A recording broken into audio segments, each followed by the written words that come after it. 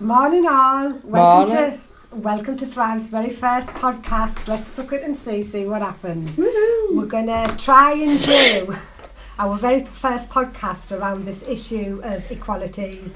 We're going to debate and celebrate the equal rights of women to vote. So over to you, Kath. What does it say on your card? My card says, do women have full equality? And No. explain a little bit about that. We carry the burden of having children.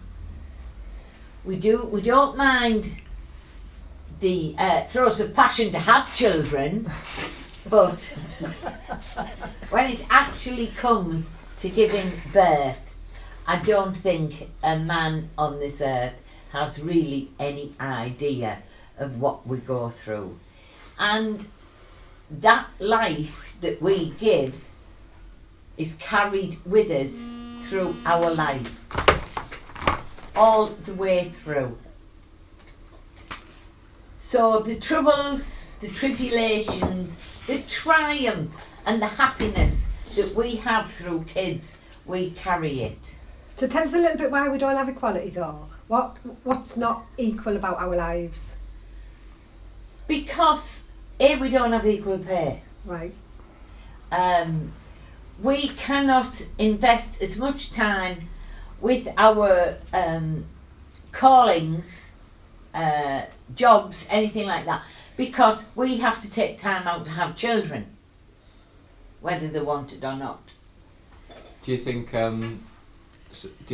society nowadays tells you, for the longest time, that women have to have kids, and No, as you get older, yeah, that's what you have to do, sort of have kids We're born and to get have married. kids. Is that what you think? Like, no, I'm just curious. Well, isn't it natural to pine? I think so. But No. don't you think? To have But don't you think women are maternal questioned when they don't have kids when they get to an older age? Of course they are. It's like we're socialised into being a mother and being in a caring role. Yeah. And so there's a lot of pressure put on women in order to that's why fulfill we're that not role. equal. Yeah, that's what I was just trying to bring that up. Men like- have more freedom in their life than women do, because women are tied to the biological facts of childbirth. But being a parent doesn't mean it has to be the woman's role. Being a parent is two people, a mum and a dad in a nuclear family, or two mums or two dads, it doesn't really matter. But the caring role falls on the woman because she's the one that's give birth and she's the one that's socialised into bringing up children. Well, you've said it all, haven't you? I don't have to explain it because you've just said it. She gives birth, she's socialised into it, right? That is the genetic makeup of 99.9% of the women on this earth. Lorraine, Right. did you have something to say on that? I don't think it's up to a woman's choice on her if she wants a family or not. Excuse me. But not everybody can have children. Yeah, Well, but it's not supposed to be two. Like, for argument's sake, I know I'm a male. we'll let you I know would have a that. word with my wife and say, hey, look, don't you be forced me to have a child.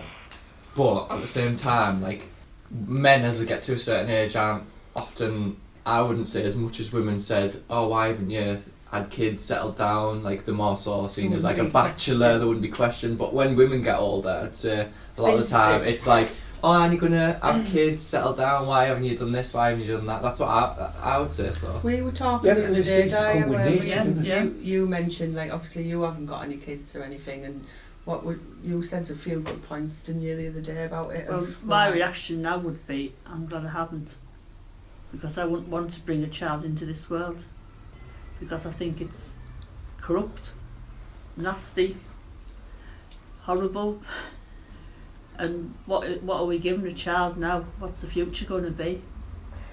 But did you face any of those attitudes though that have been talked about now, like it was an expectation that you would have kids? Yes, yeah. When I was younger, it was the case, well, just go and have a one night stand.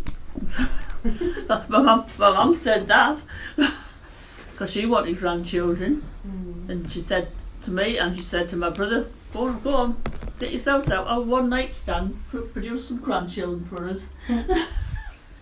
But did you feel pressurising and I didn't feel pressurised from my parents, probably from society, especially when I worked in childcare. It was guess, oh, haven't you got any children, Diane? No. No, thanks, I'm alright. Did you ever want any? I said, maybe it's when I was younger, but I said I didn't feel... Do you agree with the maternal instinct then that women have? Do you know what I mean? Like, I think like women do yearn for kids. I do. At some point in their life. I didn't yearn. I think Might not be the right way. I thought I did when I was natural younger, self-truth. but then when I started to work with children, and I thought, well, I put my maternal instincts went into the children I was caring for on a day-to-day basis. And a lot of the time I thought, at the end of the day, I was just glad to come home, shut the door, and think, quiet. And I admired people who had children and who worked in caring positions like childcare, nurseries, teaching, any of those sort of things. Because it's hard work 24/7. And I'm relieved that I didn't have that pressure. So going But back how many women have actually reached the pinnacle of success in their chosen profession? very few. Very few, because they're hampered by a man's ego to go further. And the men join together in their little clubs. They maybe don't know what they're doing, but I think it I goes... think they do.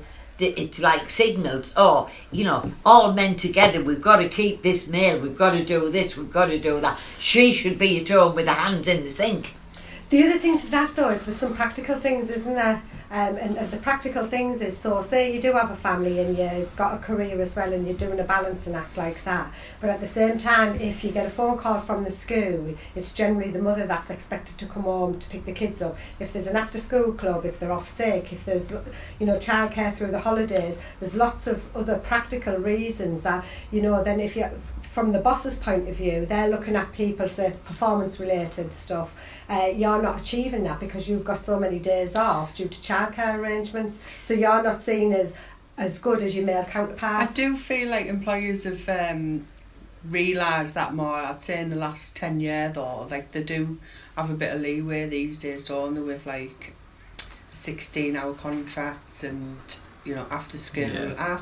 I think that's good, I'm not denying that, but sometimes it's a bit of an illusion. What happens is, but then you look at the women in high paid jobs, those really being in them significant roles, they're few and far between. But in some jobs, yes, I agree, it does happen, and some employers are pretty good and doing things like that, but generally it's not. Women are not in the high paid positions, they're not in politics, they're not in a lot of things that would then aspire other women to achieve. Did you want to say something, Colin? Well, just on the women's point of view, I mean, being the only bloke, or second bloke here, I mean, we had Margaret Thatcher who buggered it up, that was a woman, in politics, and we've got one in now as our Prime Minister, and I'm not keen on her, but I'm not sexist, because many men have buggered up as well. Yeah. More. If you understand what I'm saying. Yeah. So, since the 1980s, when women obviously got the vote, got the choice to vote, the right to vote, it's probably taught us all, us men as well. Yeah, And what I mean by that is, as a father, I got dug in with my kids, and as a grandfather, I get dug in with my grandkids. So I think the world is changing in the right way. It's going the right way, but let's face it, women got the vote in the 1880s. And they work bloody hard for it and all. Yeah. Like obviously looking at And the games. there has to be a cultural as well as a mental shift in people's attitude towards women. Now, in the throw of things, we are very, very early in that position, that marker in history where we are changing the cultural scene. But Go some on, men Auntie. stay at home to look after their children too now, where they didn't about 30 years ago. Some of them are doing what the mothers done because the mothers are working. So there's a shift. Yeah. But whether we have full equality or not In doesn't my matter. family, there's a responsibility for us both. Like, so obviously, I work full time, my partner works full time. If I'm in before him, I'll crack on with the tea and the cleaning and vice versa, you know what I mean? It works both ways, and I think like on a personal level, like that works in my house. So what's your card then, Kai? So What's your it's, question? is there a downside to equality? So what do you think, Kai? Is there a Is there a downside? downside? I'll give you an I example. don't know. Well, go on then. I was just going to say, surely there can't be. I don't know. Yeah. But I don't know, you look at all films, the 1940s, 1950s, and some women like the door being held up for them, things like that. I'm not saying that's being unequal, but there are I certain think for things... feminists then there is a downside. In what way?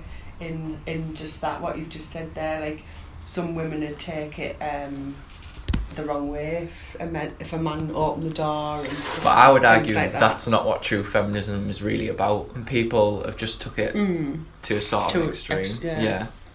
I would say so. And I think it's nice, personally speaking, I for a think- chap to open a door for a young lady, old lady, whatever the case may be. But you will get someone. And that's What you opening that door for? Yeah. I can do it myself, thank you. Yeah, so I suppose yeah. the downside is that You people will that do. certain people will get to but personally is that- involve in. Surely that's just manners.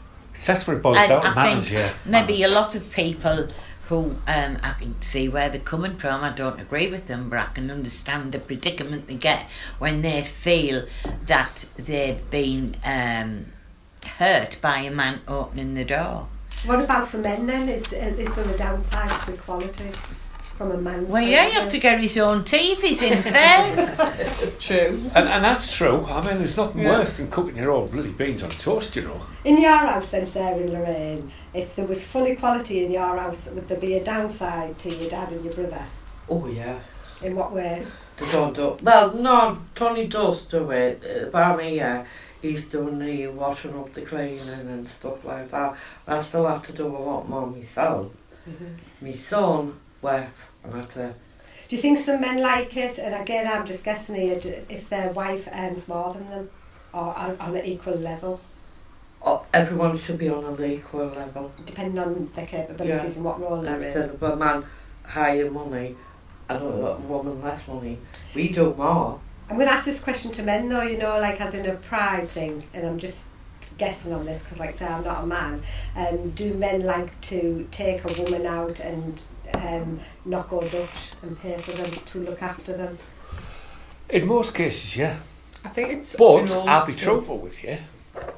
And what you're saying there, it'll be going more towards courtmanship and things like that. Getting to know the opposite sex, the lady who you're wanting to take out, etc., etc. So a man does feel good with that because he's trying to obviously express himself in his way, trying to be nice, do the right things for the young ladies.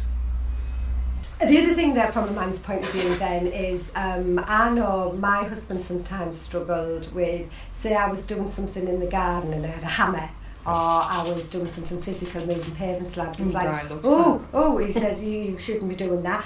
It's all right when we're on our own, but if somebody else was watching, it's like, it's like a knock to the pride then, you know what I mean? When we're asking for equality, we're asking for equality in all, you know, we're quite capable of doing things that a man can do. And you know, so I'm going to back it up on that. I'm going to back it up.